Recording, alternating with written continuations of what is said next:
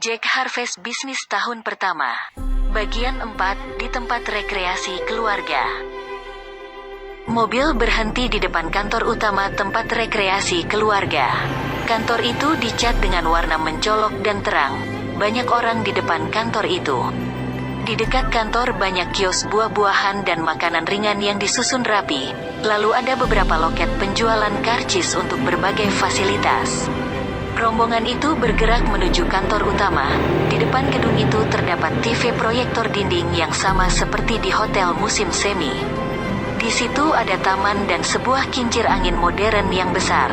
Tempat itu sejuk dan pemandangannya dari situ menarik dan asri. Konsep yang sama dengan hotel musim semi dengan cara yang berbeda. Seorang karyawan menghampiri mereka dan menanyakan sesuatu. "Ada yang bisa kami bantu?" katanya pada Zep. "Kami ingin bertemu dengan pimpinan tempat rekreasi keluarga," kata Zep sambil melirik pada Jack. Karyawan itu mengajak rombongan ke lantai 2. Di lantai 2 terdapat ruangan yang penuh dengan karyawan yang sibuk dengan komputer. Terdengar deringan telepon dan suara orang yang berbicara. "Ini tempat pengendalian semua objek wisata di komplek ini," kata karyawan tersebut. "Maaf kalau agak bising," sambungnya. Seorang pemuda sedang memberi pengarahan di belakang karyawan yang sibuk dengan komputer. Rombongan berdiri di dekat situ dan dilihat oleh pemuda itu. Pemuda itu berjalan mendekati mereka dan menyalami Jack. "Halo, apa kabar Pak Jack ya?" tanya pemuda itu. Jack mengangguk dan memperkenalkan Michael Zep. "Wah, kalau Pak Zep saya sudah tahu," katanya. "Sehat Pak Zep?" tanyanya lagi. Zep menyalami pemuda itu dan berkata, "Sehat saja. Wah, sudah lama tak bertemu ya." Petik 2. Pemuda itu tersenyum. "Iya Pak Zep, saya Rico yang memesan TV proyektor dinding tahun lalu. Masih ingat Pak?" tanya manajer tempat rekreasi keluarga sambil tertawa. "Hehe, iya, saya ingat, 5 buah yang besar-besar dengan diskon 10%, kata Zep. Mereka tertawa semua. Lalu Rico menyalami Bagus dan Rina dan tersenyum pada mereka. "Silahkan kalau mau berbagi brosur dan melakukan survei kapan saja," kata manajer tempat rekreasi keluarga. Jack berbicara sebentar dengan karyawannya dan kemudian keduanya minta izin dan berjalan ke lobi. Sambil melihat-lihat Jack dan Michael Zep menunggu, keduanya melakukan survei sederhana dan membagikan brosur di tempat itu. Manajer tempat rekreasi keluarga menemani Jack sebentar melihat-lihat dari lantai 2. Ada beberapa buah teropong yang berada di teras. Dari situ mereka dapat melihat seluruh danau dengan teropong. Semua terlihat lebih dekat jika kita memutar suatu tuas hingga ke seberang danau. Dari situ terlihat hotel musim semi yang berada di kaki gunung. Bayang-bayangnya terlihat pada permukaan danau. Di tempat itu pengunjung diperbolehkan melihat-lihat komplek perkantoran hingga ke lantai 2, sehingga di teras itu sudah ada beberapa pengunjung yang melihat-lihat danau dari sana dengan teropong yang terpasang di teras. Teropong yang lebih kecil dapat disewa di lantai 1, teropong yang dapat disandang kemana-mana. Tentu saja dengan suatu jaminan tanda pengenal. Jack menyewa 1 buah dan bersama Zep keluar komplek perkantoran. Jack mendekati sekretaris kantor dan Bagus yang sibuk bercakap-cakap dengan pengunjung mengisi isian survei dan membagikan formulir pengenalan perusahaan dan brosur. "Bagaimana? Apa ada kesulitan?" tanya Jack. Sekretaris kantor tertawa. "Tidak Pak, nampaknya kita bisa melakukan ini berdua," kata Rina sambil melihat Bagus yang sibuk menanyakan isian survei pada seorang remaja. "Baiklah. Nanti kita bertemu di rumah makan itu," kata Jack sambil menunjuk sebuah bangunan dekat kios dan toko buku. "Kita bertemu sekitar pukul 11. Sementara itu aku dan Zep mau keliling-keliling di dekat sini," tambahnya. Kedua karyawan itu mengangguk dan melanjutkan tugasnya. Jack mengajak Michael Zep ke tempat penyewaan balon udara.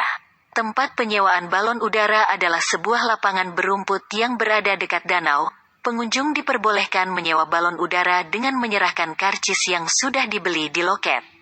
Setiap balon udara dapat diisi oleh 3 orang dan 1 orang karyawan tempat rekreasi keluarga yang mengendalikannya. Balon udara tersebut akan terbang di atas danau hingga ke kaki gunung. lalu balik lagi ke atas danau dan ke tempat itu lagi setelah beberapa lama. Di permukaan danau itu terdapat beberapa buah menara tinggi, yang berfungsi sebagai rambu-rambu dan tempat parkir sementara. Pada keadaan darurat pengunjung dapat menuruni menara, dan kembali ke darat dengan perahu motor. Pengemudi balon udara dilengkapi alat komunikasi yang terhubung ke pusat pengendalian di kantor utama. Sehingga bila cuaca tidak menguntungkan mereka dapat memarkirkan balon udara tersebut lebih awal, atau kembali ke darat secepatnya. Bagaimana caranya untuk memarkirkannya, ya? Tanya Jack pada petugas balon udara. Sementara itu Zeb sedang asyik dengan teropong.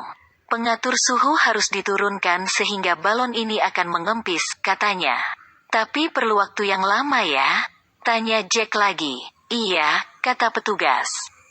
Kita bisa menaruh es pada kotak itu lalu menguncinya, lanjutnya. Tapi untuk parkir di tengah danau, kita hanya perlu turun sedikit dan meraih kayu pegangan di puncak menara itu.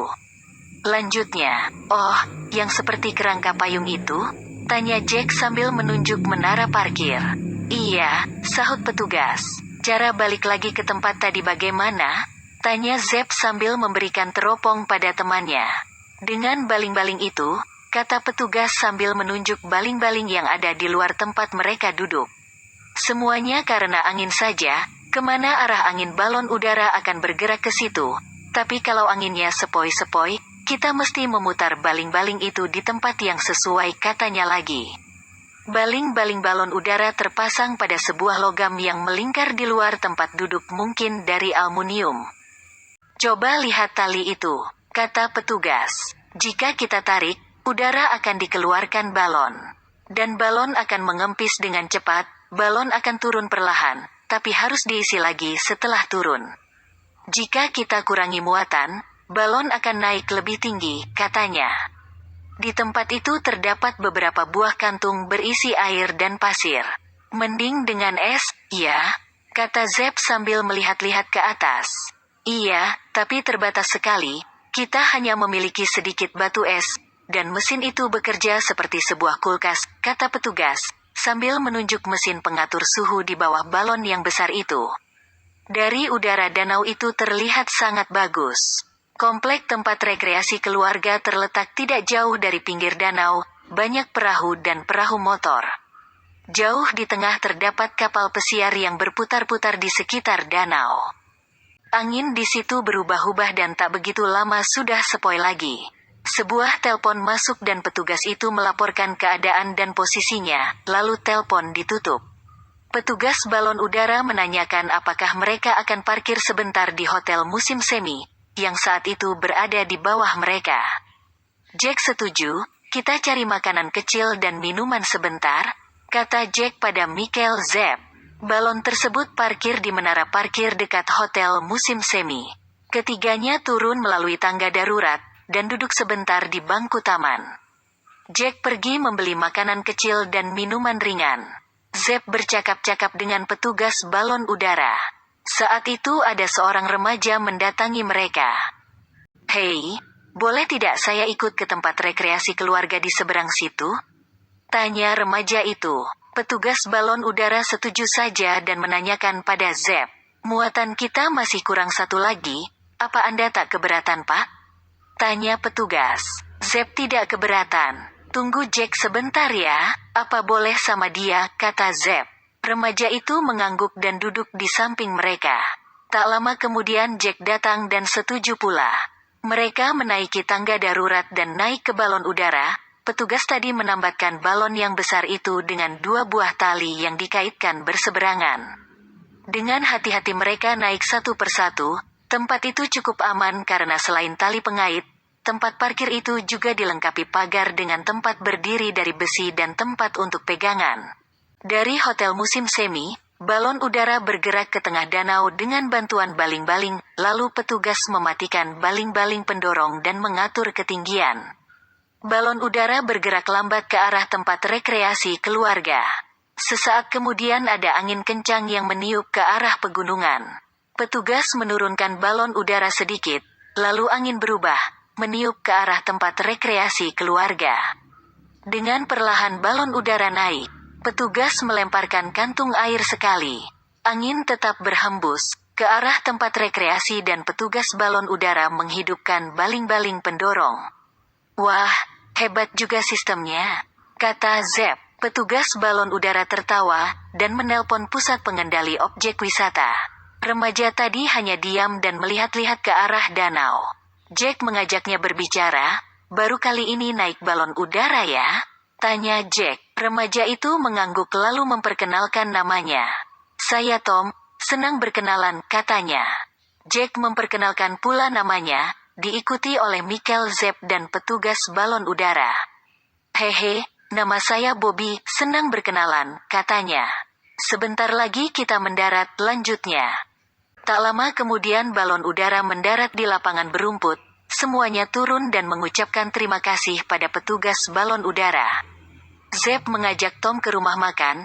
Jangan khawatir, nanti kita traktir, kata Zep. Tom setuju dan bersama-sama mereka ke rumah makan. Sekretaris kantor dan Bagus sudah duduk di sebuah pojok sambil minum es campur. Melihat Jack, Bagus melambaikan tangannya. Rombongan mengambil tempat di dekat Bagus. Asyik ya Om Jack, naik balon udara? Tanya Bagus. Jack tertawa senang diikuti oleh Michael, Zep. Benar-benar perjalanan yang menarik, kata Jack sambil mengangkat tangan memanggil pelayan. Saat itu ada penayangan iklan mobil spare di TV proyektor dinding yang terpasang di rumah makan itu. Sambil makan, pengunjung dapat menikmati siaran yang ditayangkan dari situ. Tiba-tiba Tom berseru, "Oh, itu kakak yang ini kan?" sambil menunjuk TV proyektor dinding dan menunjuk Rina bergantian. "Hehe, iya," kata Jack sambil makan dan melihat pada remaja itu. "Luar biasa, kakak ini ternyata bintang iklan," sambung Tom lagi. Sekretaris kantor tersenyum malu-malu. "Aku mau membeli mobil yang di iklan tadi," kata Tom. Bagus tertawa, "Kau mesti menyediakan beberapa jutaan untuk mobilmu, loh," kata Bagus sambil makan pula. Semuanya tertawa. "Aku serius," kata Tom. "Nanti ku bilang sama ayahku, ada kan mobil yang agak kecil?" tanya Tom lagi. Wah, Tom berminat dengan mobilmu Jack, kata Zep. Jack memandang remaja itu sebentar, lalu memberikan brosur. "Lihat saja di sini apa ada mobil yang disuka ya," kata Jack. Tom melihat-lihat brosur dan menunjuk sebuah mobil pribadi yang agak kecil. "Yang ini bagus," kata Tom. Jack melihat harganya, sekitar 120 jutaan itu, kata Jack lagi sambil mulai makan. Tom mendesak Jack. "Om Jack, kasih diskon Om, aku mau beli yang ini," kata Tom. "Gila aja, anak kecil mau beli mobil pribadi, ya kan Om Jack?" kata Bagus. Jack berkata serius pada Tom, "Mobil itu hanya ada 2 buah di kantor, warna hitam dan putih, sungguhan nih mau beli?" tanya Jack. Tom mengangguk, lalu menelpon ayahnya. Terdengar suara marah-marah dari telepon, tapi Tom bersikeras, "Ayolah Pak. Masa nggak bisa, mobilnya dijual murah sama Om ini," kata Tom sambil memberikan HP-nya pada Jack. Jack mendengarkan, dan berkata, "Halo, saya dari mobil spare." Yang lain ikut mendengarkan, lalu Jack berkata, "Iya. Oke Om," katanya. Jack memberikan HP Tom, dan anak itu berbicara dengan ayahnya. "Sip, pastilah Pak, aku mau rajin abis ini," kata Tom. Tom memberikan HP-nya pada Jack. "Papa mau bikin transaksi nih," katanya. Jack mendengarkan telepon, lalu melihat pada brosur. "Sekitar 110 juta Om," kata Jack. Tom tersenyum pada Jack. Jack diam saja. "Om, kalau 100 juta saya tak berani," katanya. Lalu terdengar suara batuk dan kemudian Jack berkata, "Oke Om, terima kasih," katanya. Jack mengembalikan HP Tom, dan Tom mendengarkan sebentar lalu tertawa. "Iya Pak, aku janji," katanya. Kurasa Tom mendapatkan mobilnya," kata Jack sambil menepuk-nepuk pundak remaja itu. Mereka kembali ke kantor mobil spare dan menurunkan Michael, Zep di kantor ekspor. Tom ikut dengan mobil tersebut untuk memilih mobilnya. Ternyata memang hanya ada 2 mobil seperti itu. Yang hitam berada di showroom dan yang putih berada di gudang. Sambil menimbang-nimbang, Tom memilih yang berwarna hitam. Bagus membantu mengeluarkan mobil itu dari showroom dan memanggil karyawan yang memeriksa kelengkapan mobil tersebut. Tom menyelesaikan isian pembelian ditemani oleh Rina dan menelpon ayahnya untuk penyelesaian pembayaran. Jack memberikan nomor rekening kantornya untuk transaksi itu dan proses pembayaran selesai. Tom, kau boleh membawa mobilnya sekarang kawan, kata Jack sambil memberikan sebuah tas dari kulit yang berisi surat-surat. Apakah kau sudah boleh mengemudikannya, Tom? Tanya Jack. Tom mengangguk dan memperlihatkan surat izin mengemudi untuk remaja, yang berlaku di kota itu. Oke lah, ini kuncimu, kata Jack sambil memberikan kunci mobil. Tom menerima kuncinya dan bersalaman dengan Jack, lalu dengan Bagus dan kemudian dengan sekretaris kantor. Terima kasih, kata Tom dan tersenyum. Dengan mobil barunya Tom berangkat ke arah kota. Setelah semuanya beres, Jack bersiap-siap untuk pulang dengan Bagus. Rin, apa ingin ikut dengan mobil ini? Tanya Jack sambil membunyikan klakson. Sekretaris kantor setuju, dan naik ke mobil Jack. Mereka pulang ke rumah masing-masing.